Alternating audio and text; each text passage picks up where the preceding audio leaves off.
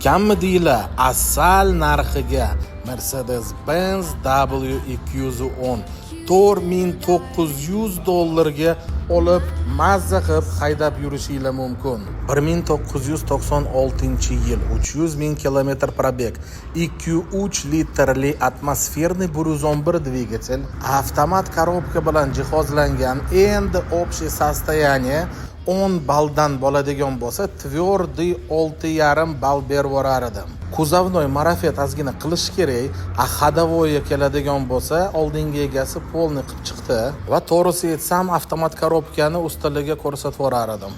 Endi eski Daewoo Chevrolet olgandan ko'ra mana bu Mercedes-Benz W210 olgani ma'qulroq. Tim bo'li bunaqa arzon narxiga. Общий состоянияni ko'rdinglar. Salon, kuzovnoy, texnik holati ham tushuntirdim. Kimga ma'qul bo'lsa, kelasizlar, haydab ko'rasizlar va mazza qilib shitir sanab olib ketaverasizlar.